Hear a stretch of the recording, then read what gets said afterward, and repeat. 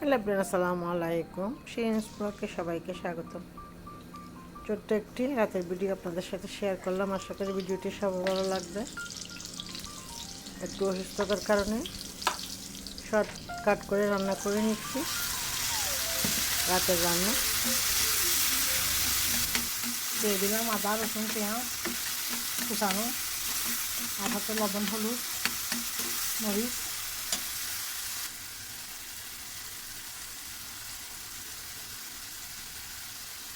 Readymade mix মশলা,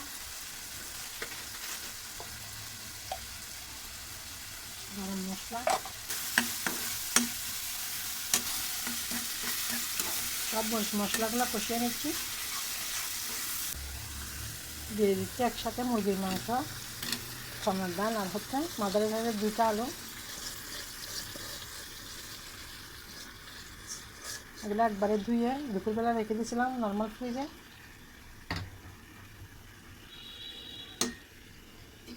এই জন্য একসাথে দিয়ে দিলাম, কষিয়ে নেব, দেখে রান্না করে নেব।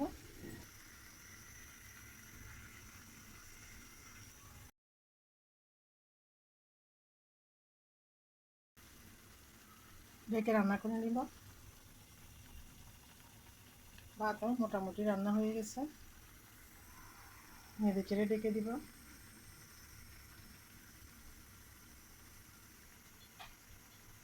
একটু বারবার বাইরে যাচ্ছ কেন? হইতে থাকুক।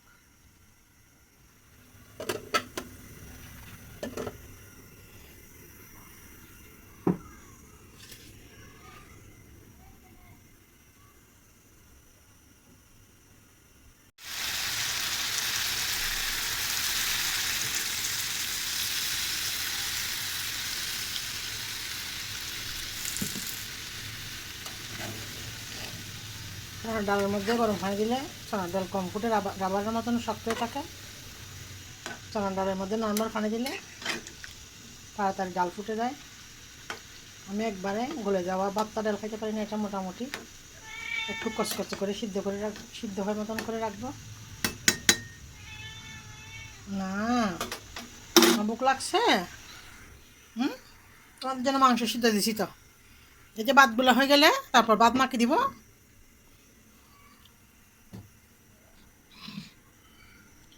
চারটা আমরা আগে দিছিলাম, যে কাঁচাই কাঁচা রয়ে গেছে, তবে একটু মিষ্টি হয়েছে আগের থেকে। বললাম তো তুমি খেতে পারবে না, তো বলে অনেক টক, তুমি কেমন খাবাম? বিড়ালাম খাইতে পারে?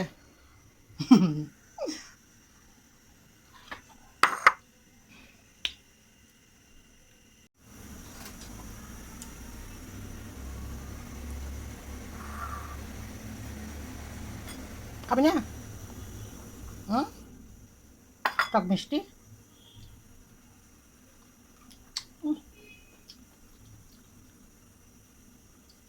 টুটু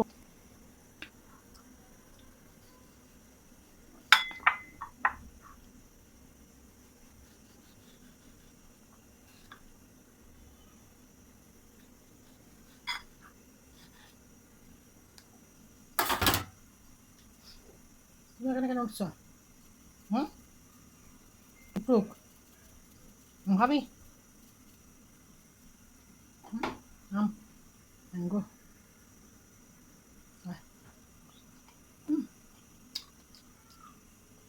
অনেক মজা হয়েছে। এখন হয়ে গেল রাতের রান্না, আলু চানার ডাল দিয়ে মুরগির মাংস। দুপুরের মাছগুলো গরম করে নেব।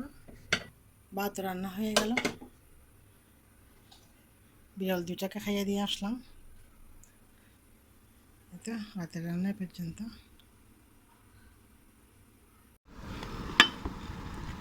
সময় আসো।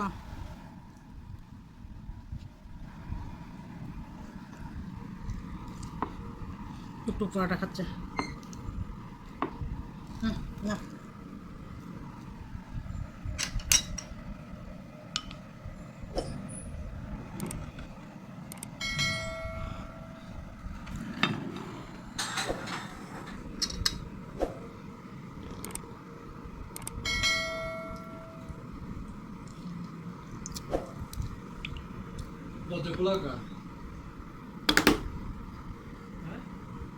মিনিয়ে বাইরে বাড়ি এলার দরজা আছে দেখুন